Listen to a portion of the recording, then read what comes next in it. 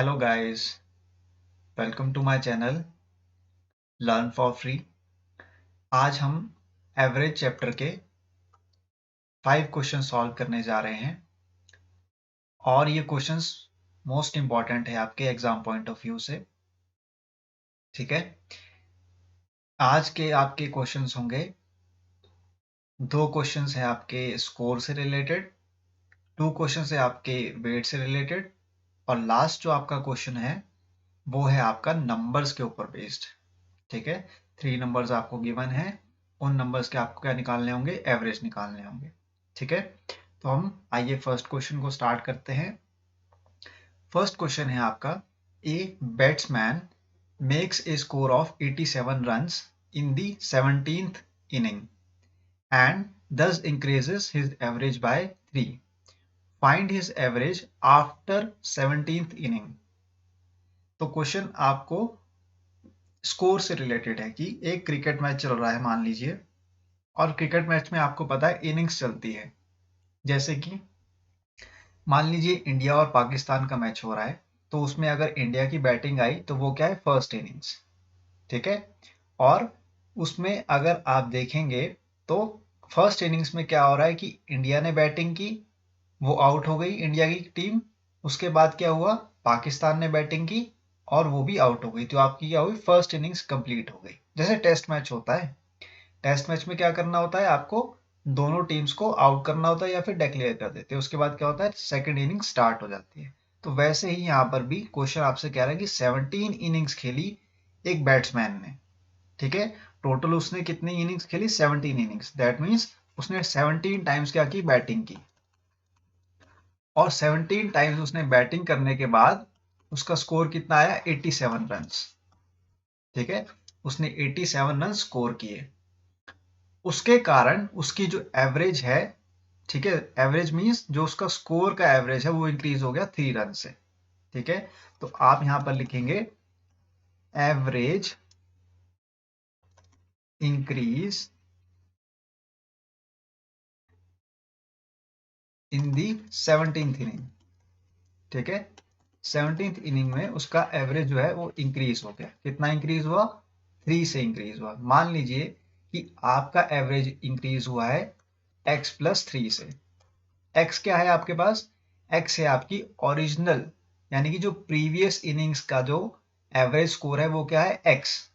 ठीक है, 16th जो आपके पास प्रीवियस इनिंग होगी, 17th से पहले क्या आएगा, 16th। तो 16th जो आपकी इनिंग्स है उसका एवरेज स्कोर क्या है, उसका एवरेज स्कोर है आपका x। ठीक है, उसका एवरेज स्कोर क्या है, x है। और उसमें जब आप +3 करेंगे तो वो क्या बन जाएगी, average increase in the 17th inning.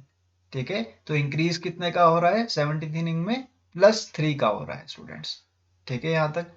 तो आप यहां पर लिखेंगे average score in the 16th inning. ठीक है, 16th इनिंग का स्कोर क्या होगा, मैंने आपको क्या बताया, x होगा। ठीक है, और अब यहां से आप फाइंड आउट करेंगे क्या, एवरेज आफ्टर 17th इनिंग।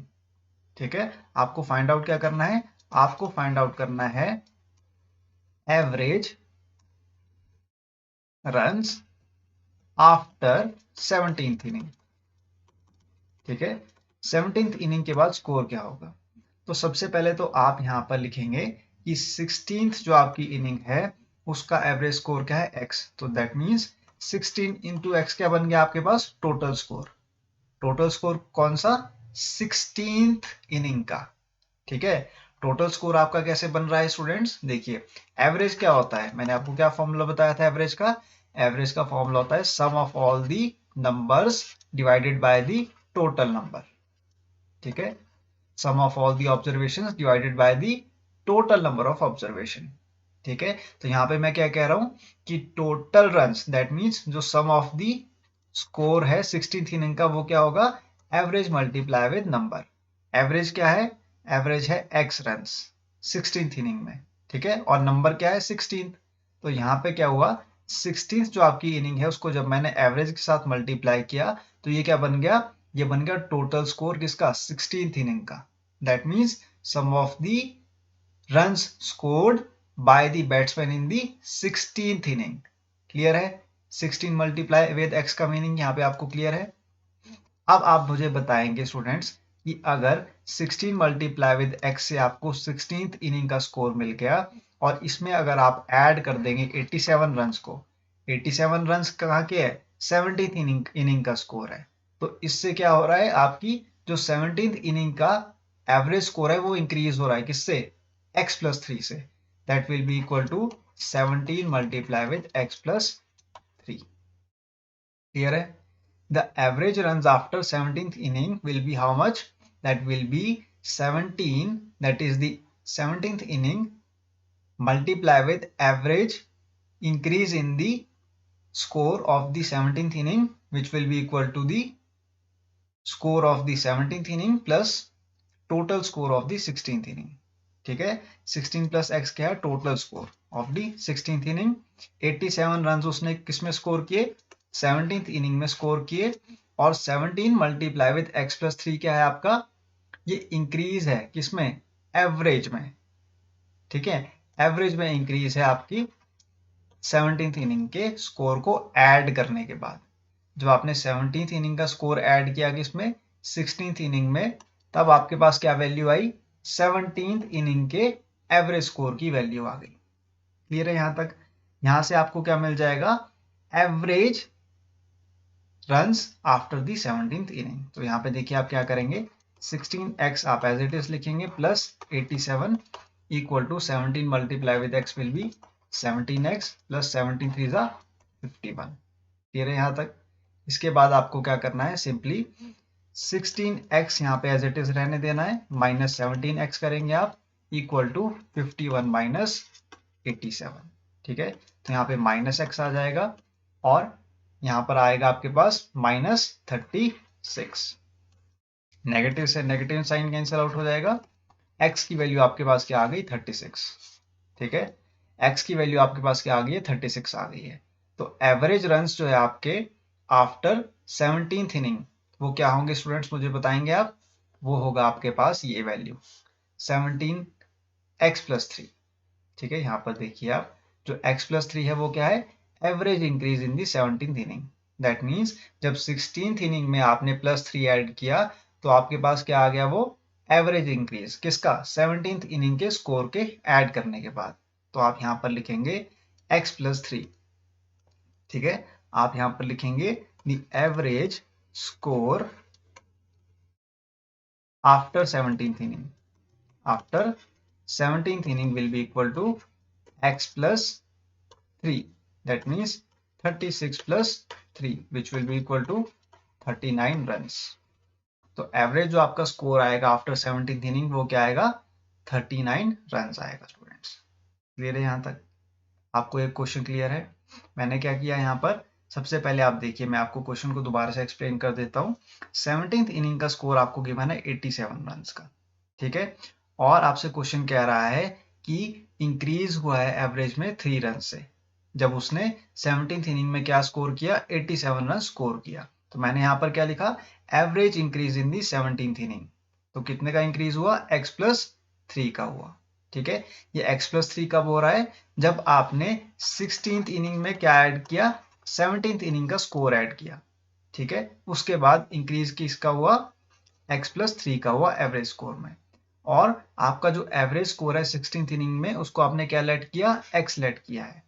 ठीक है, अब आपको क्या निकालना है? Average runs after the 17th inning. यानी कि 17th इनिंग कंप्लीट होने के बाद जो आपकी 18th इनिंग शुरू होगी, ठीक है, 18th इनिंग जो आपकी शुरू होगी उसमें स्कोर क्या होगा उस बैट्समैन का? तो आपने क्या किया? 16th इनिंग को मल्टीप्लाई किया उसके एवरेज स्कोर के साथ, प्लस आपने टोटल रन्स लिखे किसके? 17th इनिंग के, और उसको इक्वेट कर दिया आपने किसके साथ में? 17th इनिंग का जो एवरेज स्कोर था उसको मल्टीप्लाई करके 17th इनिंग के साथ। That means 17 multiply with the average increase in the 17th inning score, that is x plus 3। इसको आपने सॉल्व किया और यहां से आपको क्या मिल गया? x इक्वल टू 36, जो कि आपके पास किसकी वैल्यू आ गई?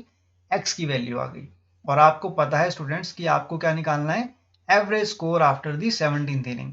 तो आफ्टर 17th इनिंग आप कैसे निकालेंगे? जब आप 3 को इसमें ऐड करेंगे, किसके साथ में, x की वैल्यू के साथ। तो आपने यहाँ पे x की जगह पे 36 को लिखा और जिसमें आपने 3 रन ऐड किए, तो इससे आपको क्या मिल गया, एवरेज स्कोर मिल गया after the 17th inning. That means जब 18th इनिंग स्टार्ट होगी ना आपकी, जब आपकी 18th इनिंग शुरू होगी, तो उस बैट्समैन का स्कोर क्या होगा, एवरेज स्कोर क्या होगा, 39 रन। ठीक है, उसका एवरेज स्कोर क्या होगा, 39 रन।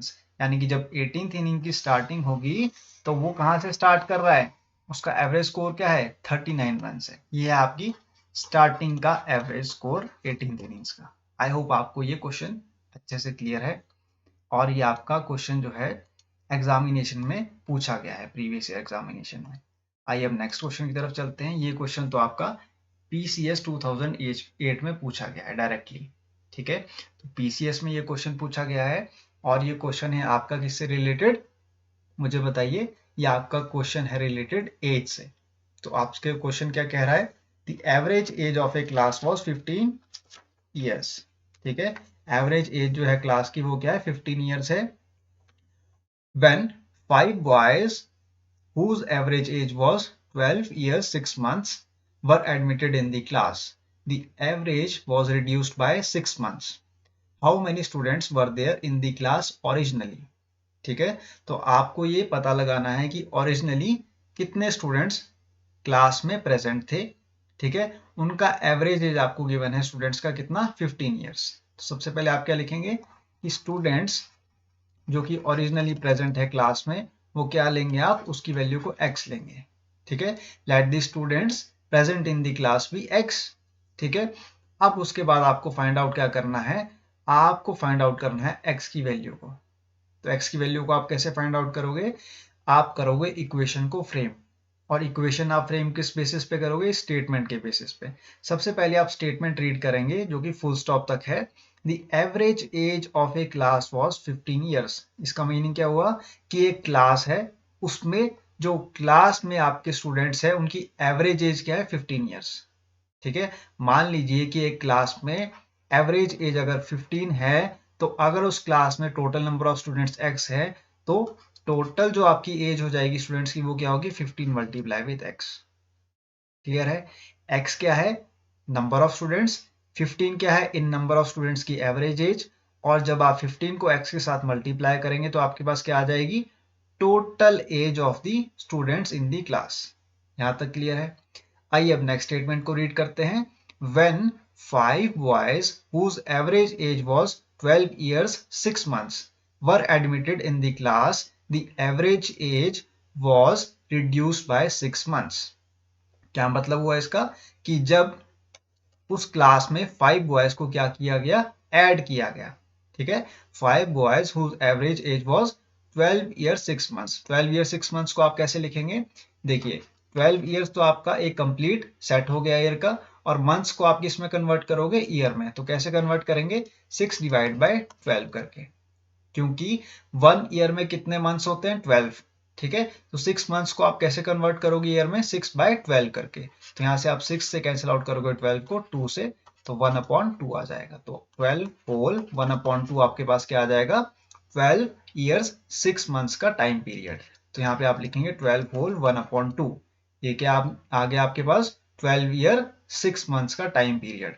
और इस टाइम पीरियड में 5 बॉयज जो थे उनका जो एवरेज एज है वो क्या है, 12 ईयर 6 मंथ्स है। दैट मीन्स 12 ईयर 6 मंथ्स क्या है, एवरेज एज।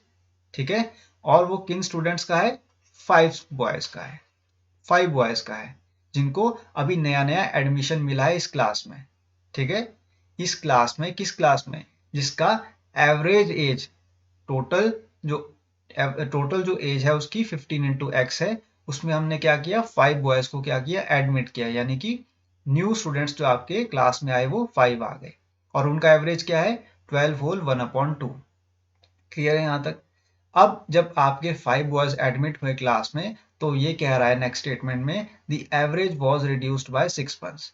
दैट मीन्स जब आपके 5 बॉयज क्लास में आए, ठीक है, उनका एवरेज एज था 12 होल 1/2, तो उसके कारण क्या हुआ, 6 मंथ्स में रिडक्शन हो गया, किसमें, एवरेज एज में। अब मान लीजिए कि एवरेज एज जो है आपकी वो क्या है 12 होल 1/2। ठीक है, 12 होल 1/2 क्या है आपके पास एवरेज एज है, और इसमें क्या हो रहा है रिडक्शन हो रहा है किसका 6 मंथ्स का। 6 मंथ्स का रिडक्शन क्या मीनिंग हुआ स्टूडेंट्स मुझे बताएंगे आप। देखिए यहाँ पे सबसे पहले तो आप ये जान लीजिए कि x+5 जो है आपके पास वो क्या आ जाएगा टोटल नंबर ऑफ स्टूडेंट्स। ठीक है, टोटल नंबर ऑफ स्टूडेंट्स क्या आ जाएंगे आपके पास x+5। x तो है आपके पास ओरिजिनल नंबर ऑफ स्टूडेंट्स, और 5 क्या हो रहा है एडिशन किसका नंबर ऑफ स्टूडेंट्स का, यानी कि 5 स्टूडेंट्स क्या हो गए इसमें ऐड हो गए क्लास में। ठीक है, अब इनके ऐड होने के कारण क्या हो रहा है एवरेज एज में रिडक्शन हो रहा है 6 मंथ्स का। ठीक है, 6 मंथ्स का रिडक्शन का मीनिंग है स्टूडेंट्स देखिए यहाँ पर क्या है कि आपके पास मान लीजिए 12 होल 1/2 है। ठीक है, एक एवरेज वैल्यू। ठीक है स्टूडेंट्स, अब यहाँ पर आप देखेंगे कि एवरेज एज जो है क्लास की वो क्या है 15 ईयर्स। ठीक है, एवरेज एज जो है क्लास की वो क्या है 15 ईयर्स, और जो 12 होल 1/2 है यहाँ पर आपको कंफ्यूज नहीं होना है, ये जो है एवरेज एज किसकी है ये है 5 बॉयज की। 5 बॉयज की जिनको हमने क्या किया है क्लास में एडमिशन दिया है, ये न्यू स्टूडेंट्स हैं, इनको आपको काउंट नहीं करना है, आपको देखना है 15 ईयर्स को। 15 ईयर्स क्या है आपके पास एवरेज एज किसकी पूरे के पूरे क्लास की। इस एवरेज एज में क्या हो रही है रिडक्शन हो रही है। ठीक है, 5 बॉयज की जो एवरेज एज है इसको काउंट नहीं करना है आपको, आपको टोटल एवरेज एज को देखना है जो कि क्लास की है ओरिजिनली। ओरिजिनली क्लास की एवरेज एज क्या है 15 ईयर्स। इस 15 ईयर्स में क्या हो रहा है 6 मंथ्स का रिडक्शन हो रहा है। 6 मंथ्स का रिडक्शन कैसे होगा स्टूडेंट्स, देखिए कि 6 मंथ्स का अगर रिडक्शन इसमें होगा तो ये बन जाएगा आपके पास 14.5। 14.5 देखिए कैसे 15 ईयर का अगर 6 मंथ्स में रिडक्शन हो तो आप इसको कैसे लिखेंगे 14 ईयर 6 मंथ्स। ठीक है, 14 ईयर 6 मंथ्स। अगर 15 ईयर्स में 6 मंथ्स का रिडक्शन हो रहा है तो आप उसको कैसे लिखोगे 14 ईयर 6 मंथ्स। और मैंने आपको क्या बताया था कि 6 मंथ्स को आप कैसे लिखोगे ईयर की फॉर्म में 14 होल 1/2। तो यहां पर आप क्या लिखोगे 14 होल 1/2। ठीक है, जब 5 स्टूडेंट्स को क्लास में एडमिशन मिला और उनका एवरेज एज जो है वो था 12 ईयर्स 6 मंथ्स का, तो उसके कारण क्या हुआ जो एवरेज एज थी क्लास की वो क्या हो गई रिड्यूस हो गई, यानी कि कम हो गई कितने मंथ्स 6 मंथ्स। तो अगर 15 जो है आपकी वो एवरेज एज है क्लास की प्रेजेंटली, और अगर उसमें 5 बॉयज ऐड हो रहे हैं बाद में क्लास में तो उनकी एवरेज एज क्या बन जाएगी 14 ईयर 6 मंथ्स। क्लियर है यहां तक आपको। अब सिंपली आपको इस इक्वेशन को सॉल्व करना है और x की वैल्यू को फाइंड आउट करना है। देखिए कैसे करेंगे 15 multiply with x will be 15x plus 12 multiply with 2 will be 24, 24 plus 1 will be 25 divide by 2 multiply with 5 will be equal to x plus 5 bracket 14 multiply with 2 will be 28, 28 plus 1 will be 29 divide by 2। ठीक है यहाँ तक। इसके बाद आपको क्या करना है स्टूडेंट्स, इसके बाद आपको लेना होगा एलसीएम, नहीं तो आप डायरेक्टली सॉल्व कर सकते हैं। देखिए इसको 15x plus 25 multiply with 5 will be 125 divide by 2 which will be equal to x plus 5 x plus 5 इसको सॉरी आप ब्रैकेट ओपन कर लीजिए यहाँ पर, x प्लस 5 लिखने के बजाय आप क्या करेंगे ब्रैकेट को ओपन कर लीजिए। यहाँ पर आप लिखेंगे देखिए 29x। ठीक है, 29 को मल्टीप्लाई किया x के साथ 29x plus 29 multiply with 5 will B 145 divide by 2। ठीक है स्टूडेंट्स, यहाँ तक क्लियर है आपको। उसके बाद आप क्या करेंगे आप यहाँ पर एलसीएम लेंगे 15x multiply with 2 will be 30x plus 125 divide by 2 which will be equal to 29 of x plus 145 divide by 2। यहाँ से आप 2 से 2 को कैंसिल आउट कर देंगे डायरेक्टली। अब आपको क्या करना है 30x को लेफ्ट हैंड साइड में रहने देना है, इसमें आप माइनस करेंगे 29x को। अब आप 145 लिखेंगे यहाँ पर और 125 को आप कहाँ पे लेके जाएंगे राइट हैंड साइड में, तो ये बन जाएगा -125। क्लियर है यहाँ तक। अब सिंपली 30x माइनस 29x आपका x बन जाएगा, which will be equal to 0 and 2 20। तो x की वैल्यू आपके पास क्या आ गई, 20 आ गई। ठीक है, और ये 20 क्या है आपके पास, what is the value of 20? 20 is the number of students in the class. ठीक है, तो how many number of students are there in the class? There are 20 students in the class. Clear है, x की value क्या आ गई आपके पास 20, और 20 क्या है, total number of students in the class. ठीक है, इसमें आपने क्या किया, बाद में 5 स्टूडेंट्स को ऐड किया, तो ये क्या बन गए, 25 बन गए। तो ओरिजिनली यानी कि जो स्टार्टिंग में जो आपके पास स्टूडेंट्स थे उनका क्या साइज था, उनके कितने नंबर्स थे, 20 थे। यानी कि 20 स्टूडेंट्स क्लास में प्रेजेंट थे ऑलरेडी, उसमें आपने 5 स्टूडेंट्स को ऐड किया। ठीक है, ये वाले 5 यहाँ पर 5 स्टूडेंट्स को आपने ऐड किया, और इन 5 स्टूडेंट्स का जो एवरेज एज था वो क्या था, 12 ईयर 6 मंथ्स का। उसके कारण क्या हुआ, जो हमारे पास एवरेज एज थी किसकी, क्लास की, एवरेज एज थी क्लास की क्या, 15 ईयर्स। इस 15 ईयर्स में क्या हो गया, 6 मंथ्स का रिडक्शन हो गया। दैट मीन्स ये 15 ईयर्स अब क्या बन गए, 14 ईयर्स 6 मंथ्स। अब इस इक्वेशन को आपने फ्रेम किया, और इसी इक्वेशन को आपने क्या किया, सॉल्व, और यहां से आपका निकल गया 20 स्टूडेंट्स का आंसर, जो कि ओरिजिनली आपके प्रेजेंट थे क्लास में। आई होप सेकंड क्वेश्चन आपको क्लियर है। ये बहुत ही फंडामेंटल और बेसिक क्वेश्चन था एवरी चैप्टर का, और बहुत ही इंपॉर्टेंट क्वेश्चन भी है। इसी टाइप के क्वेश्चन आपको देखने को मिलेंगे एसएससी में, बैंकिंग में और पीसीएस में भी। अब आइए हम थर्ड क्वेश्चन की तरफ चलते हैं। थर्ड क्वेश्चन आपका आरआरबी में पूछा गया है 2006 में, और क्वेश्चन आपसे कह रहा है, in a class there are 50 students, there average weight is 45 kg. When a student leaves the class, the average is reduced by 100 gram. Find the weight of student who left the class. ठीक है, देखिए बहुत ही important question है। सबसे पहले यहाँ पे given है आपको 50 स्टूडेंट्स एक क्लास में। ठीक है, टोटल नंबर ऑफ स्टूडेंट्स कितने हैं क्लास में, 50। उनका एवरेज वेट है 45 kg, तो यहाँ से आपको क्या मिल जाएगा, टोटल वेट। ठीक है, total weight of the class हो जाएगा 50 multiply with 45।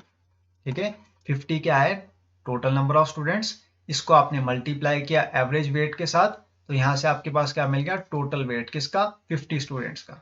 Total weight of the 50 students will be equal to how much, 50 multiply with 45, which will be equal to 2250 kgs। ठीक है, ये आपका वेट आ गया किसका, 50 स्टूडेंट्स का टोटल वेट। इसके बाद आप स्टेटमेंट को रीड कीजिए, when a student leaves the class, यानी कि एक स्टूडेंट क्या है, चला गया क्लास छोड़ के, तो एवरेज जो है वो रिड्यूस्ड हो गया किससे, 100 ग्राम से। दैट मीन्स प्रीवियसली आपका एवरेज क्या है, 45 kg। ठीक है, प्रीवियसली आपका एवरेज क्या है, 45 kg, इसमें रिडक्शन हो रहा है किसका, 100 ग्राम्स का। ठीक है, अगर मान लीजिए आपका एक स्टूडेंट छोड़ के चला जाता है, तो आपके पास नंबर ऑफ स्टूडेंट्स कितने बचेंगे, अब पहले आपके पास कितने स्टूडेंट्स थे, 50। अब एक बच्चा छोड़कर चला गया, तो कितने स्टूडेंट्स बच जाएंगे आपके पास, 50 minus 1 which will be equal to 49। तो अब आपके पास कितने स्टूडेंट्स है, 49 स्टूडेंट्स है। ठीक है, क्लास में कितने स्टूडेंट्स है आपके पास, 49, क्योंकि क्वेश्चन आपसे कह रहा है a student leaves the class, that means एक बच्चा छोड़कर चला गया है क्लास को। अब क्लास में बच गए 49 स्टूडेंट्स। अब इन 49 स्टूडेंट्स में एवरेज जो रिडक्शन हो रहा है एज, इसमें वेट में, वो कितने का है, 100 ग्राम्स का। दैट मीन्स आपके पास जो एवरेज है, एवरेज जो वेट है क्लास का, वो कितना है, 45 kg। ठीक है, एवरेज वेट कितना है क्लास का, 45 kg। अब एक स्टूडेंट अगर छोड़कर चला गया, तो इस एवरेज वेट में रिडक्शन हो रहा है। दैट मीन्स ये एवरेज वेट क्या हो रहा है, कम हो रहा है, और कितना कम हो रहा है, 100 ग्राम्स कम हो रहा है। अब देखिए, ये आपके पास 45 किस में है, यूनिट्स केजी में है। ठीक है, और 100 किस में है, ग्राम्स में। ठीक है, 100 ग्राम्स को हम किस में कन्वर्ट करेंगे, केजीज में। तो कैसे कन्वर्ट करेंगे, देखिए 100 ग्राम्स जो है आपके, वो क्या है, ग्राम्स में। ठीक है, इसको आप जब केजी में कन्वर्ट करेंगे, तो आप करेंगे इसको डिवाइड बाय 1000। ठीक है, डिवाइड बाय 1000। अब ये आपका क्या बन गया, केजी बन गया। ठीक है, ये आपका क्या बन गया, अब केजी बन गया स्टूडेंट्स। ठीक है, 100 ग्राम अपॉन 1000 किलोग्राम। यहाँ से आप जीरो को जीरो कैंसिल आउट कर देंगे तो आपके पास वैल्यू क्या आएगी 0.1 kg। ठीक है, क्योंकि आपके पास ग्राम क्या है छोटी यूनिट होती है, ग्राम क्या होता है छोटी यूनिट होती है, किलोग्राम क्या है बड़ा होता है। ठीक है, तो जब कभी भी हम किसी छोटी यूनिट को बड़ी यूनिट में कन्वर्ट करते हैं तो हम क्या करते हैं उसको डिवाइड बाय 1000 करते हैं, क्योंकि 1 ग्राम में आपके कितने किलोग्राम होते हैं 1000 किलोग्राम। ठीक है, 1 ग्राम में कितने किलोग्राम होते हैं 1000 किलोग्राम। क्लियर है यहाँ तक। अब आप देखिए अगर 1 ग्राम में 1000 किलोग्राम होते हैं तो आप मुझे बताइए 100 ग्राम्स में कितने किलोग्राम्स होंगे। 100 ग्राम्स में आपके पास होंगे 100 डिवाइड बाय कितने 1000 किलोग्राम्स। ठीक है, क्योंकि मैंने आपको क्या बताया कि ग्राम है आपके पास छोटी यूनिट और किलोग्राम क्या है बड़ी यूनिट है, इसीलिए हम क्या करेंगे ग्राम्स को जब किलोग्राम में कन्वर्ट करेंगे तो हम क्या करेंगे डिवाइड बाय इसको 1000 कर देंगे। ये आपकी बेसिक एक अंडरस्टैंडिंग है इसको कॉन्सेप्ट्स को लेके, ये कन्वर्जन यूनिट्स होती है आपकी। अब आप यहाँ पर देखिए 45 kg को जब आप 0.1 kg से क्या कर रहे हैं रिड्यूस कर रहे हैं, क्योंकि आपका 0.1 kg क्या है 100 ग्राम्स का वेट। ठीक है, इसको मैंने किस में कन्वर्ट कर दिया था किलोग्राम में। अब आपके पास एवरेज वेट क्या आ जाएगा 45 minus 0.1 which will B 44.9। 44.9 kg आपके पास क्या आ गया एवरेज वेट, और एवरेज वेट किसका आ गया ये 49 स्टूडेंट्स का। तो एवरेज वेट जो है 49 स्टूडेंट्स का वो कितना आ गया 44.9 kg आ गया। क्लियर है, क्लियर है यहाँ तक। इसके बाद आपको क्या निकालना होगा टोटल वेट। टोटल वेट किसका निकालना होगा स्टूडेंट्स, टोटल वेट आपको निकालना होगा 49 स्टूडेंट्स का।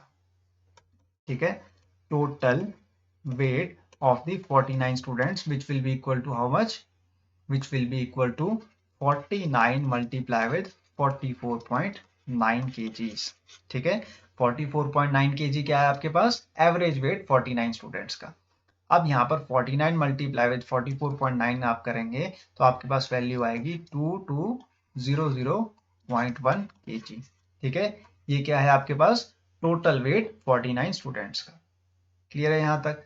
अब आपको क्या निकालना है, आपको फाइंड आउट करना है कि क्लास में जो लड़का क्लास छोड़कर गया है the wait of the student who left the class, that means जिस बच्चे ने क्लास को छोड़ा है उसका वेट बताइए। तो आप यहाँ पर क्या लिखेंगे wait of the student who left the class, weight of the student who left the class will be equal to how much, will be equal to 2250। ठीक है, माइनस 2200.1। ठीक है, ये आपके पास क्या है 50 स्टूडेंट्स का वेट है।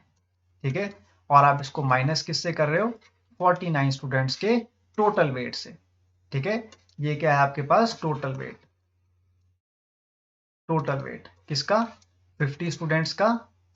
ठीक है, और ये 49 स्टूडेंट्स का।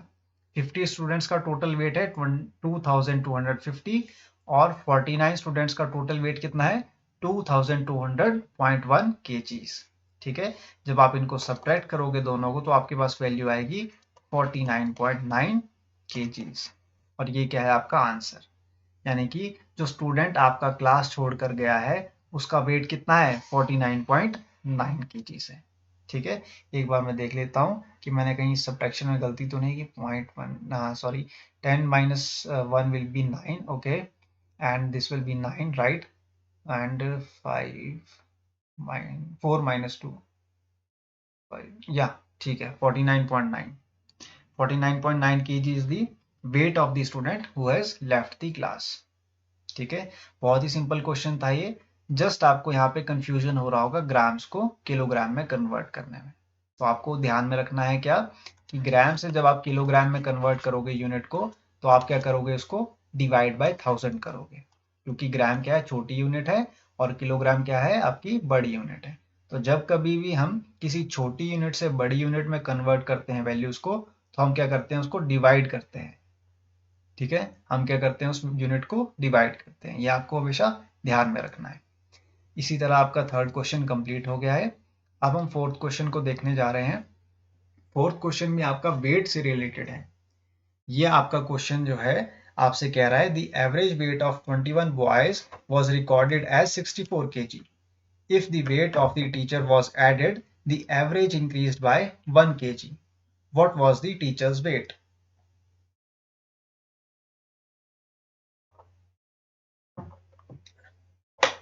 सेम टाइप का क्वेश्चन है जो कि आपका प्रीवियस क्वेश्चन में सॉल्व किया है, उसी से रिलेटेड है।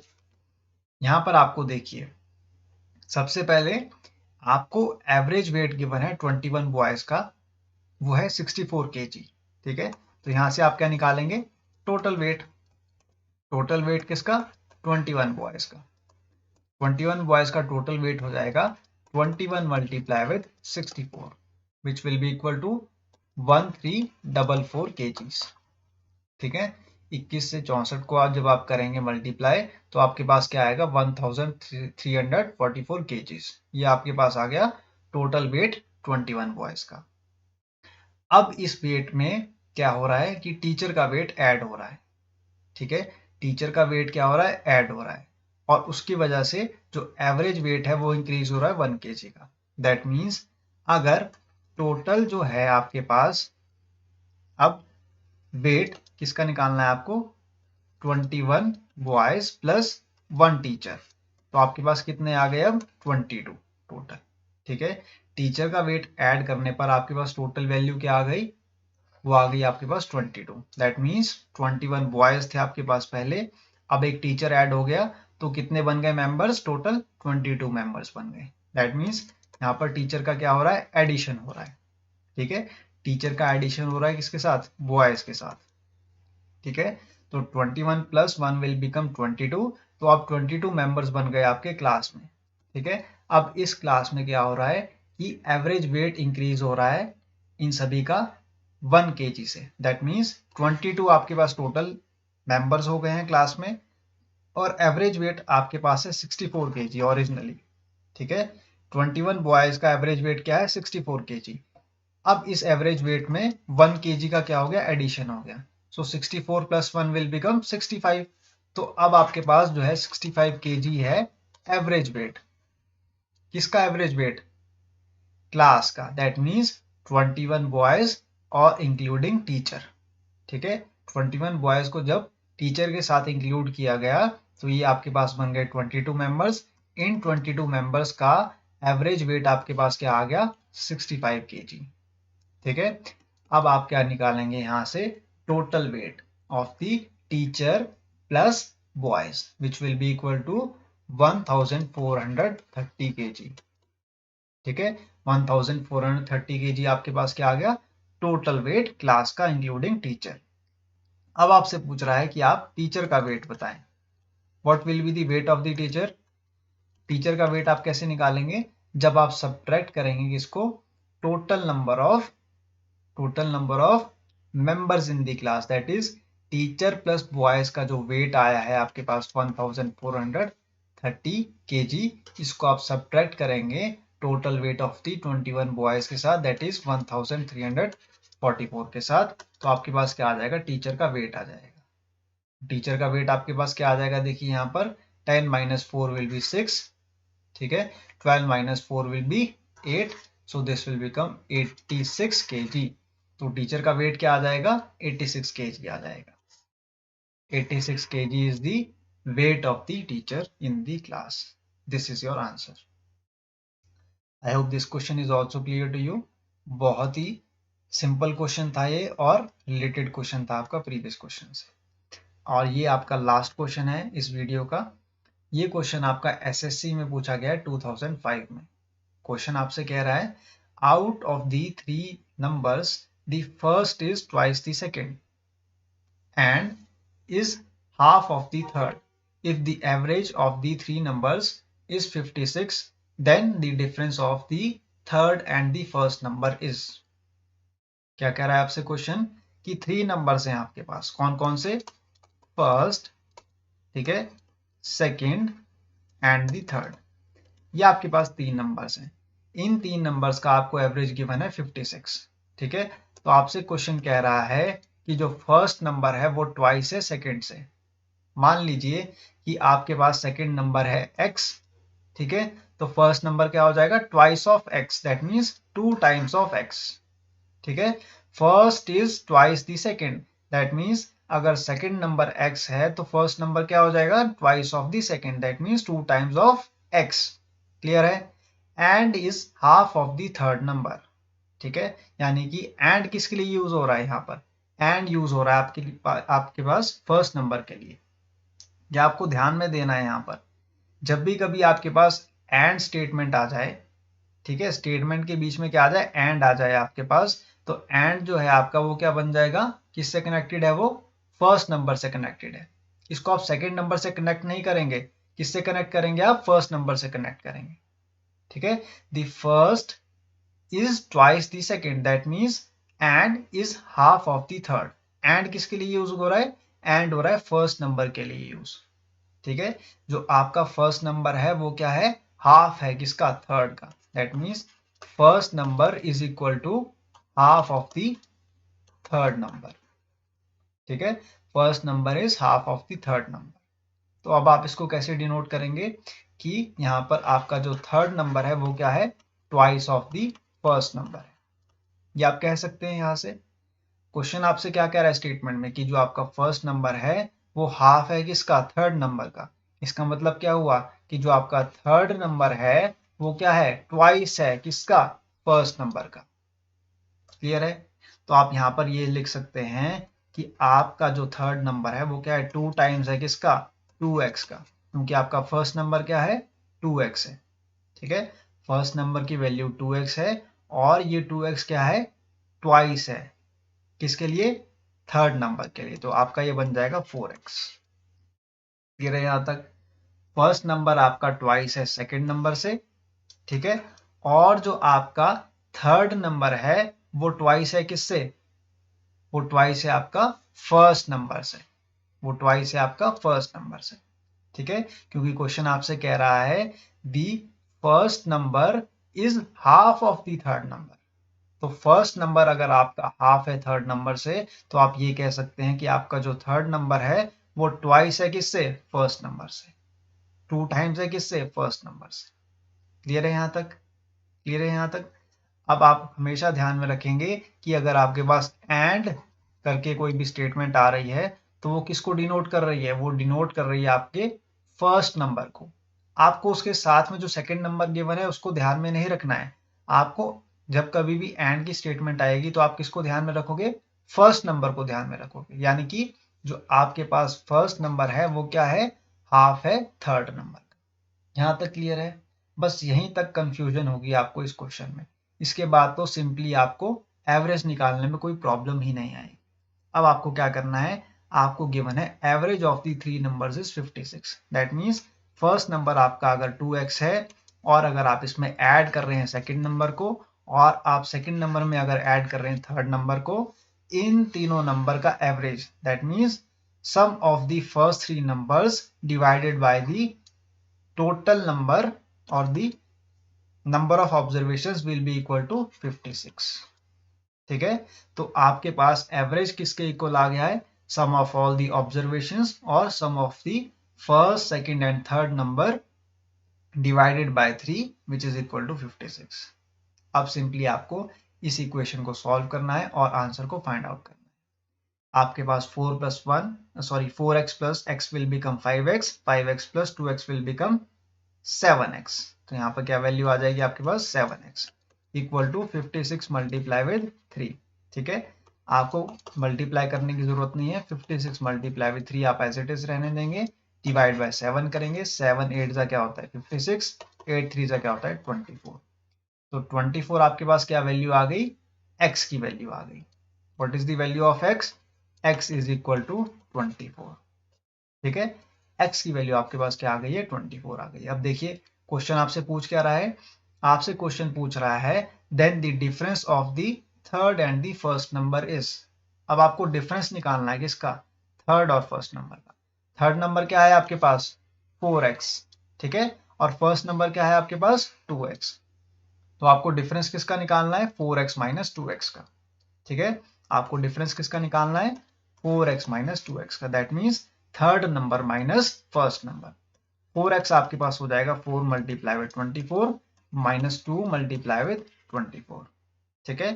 4 multiply with 24 will become 4 4s are 16, 4 2s are 8, this will become 96 minus 4 2s are 8, 2 2s are 4, 48.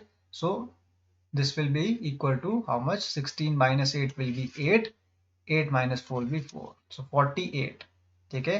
तो जो डिफरेंस आपके पास आएगा थर्ड माइनस फर्स्ट नंबर का, वो कितना आएगा? 48 आएगा। और यही आपका क्या है? आंसर है इस क्वेश्चन का। बहुत ही सिंपल क्वेश्चन था ये। जस्ट आपको कंफ्यूजन कहाँ पे हो रही होगी? फर्स्ट स्टेटमेंट में, यहां तक, ठीक है। इसके बाद तो इसको सॉल्व करना बहुत ही इजी था। आज हमने 5 क्वेश्चन सॉल्व किए हैं आपके एवरेज चैप्टर से, और मुझे उम्मीद है कि आपको ये क्वेश्चंस अच्छे से समझ में आ गए होंगे। ये आपके क्वेश्चंस बहुत ही इंपॉर्टेंट है स्टूडेंट्स। इसी टाइप के क्वेश्चंस आपसे पूछे जाएंगे एग्जामिनेशन में, चाहे वो बैंकिंग का है, एसएससी का है, ठीक है, यूपीएससी है, या फिर आपके स्टेट बोर्ड के एग्ज़ाम्स हैं, इनमें भी रेलवेज़ के एग्ज़ाम हैं, एसएससी का एमटीएस है, सीएचएसएल है, सभी एग्ज़ाम्स में ये पूछे जाते हैं। इसी टाइप के क्वेश्चंस आते हैं, इससे बाहर कुछ भी नहीं आएगा। यही क्वेश्चंस घुमा फिरा के एग्जामिनर आपसे पूछता है एग्जामिनेशन में, ठीक है। आज के लिए इतना ही, और मैं आपसे अब नेक्स्ट वीडियो में चाहूँगा कि एवरेज चैप्टर से कुछ क्वेश्चंस डालूं, या फिर नहीं तो मैं नेक्स्ट चैप्टर अब स्टार्ट करने जा रहा हूं अपना, और वो चैप्टर आपका या तो प्रॉफिट एंड लॉस होगा, या फिर आपका होगा किसी नेक्स्ट उससे रिलेटेड, जो कि आपका है कंपाउंड इंटरेस्ट हो सकता है, ठीक है। तो आज के लिए इतना ही स्टूडेंट्स, थैंक यू।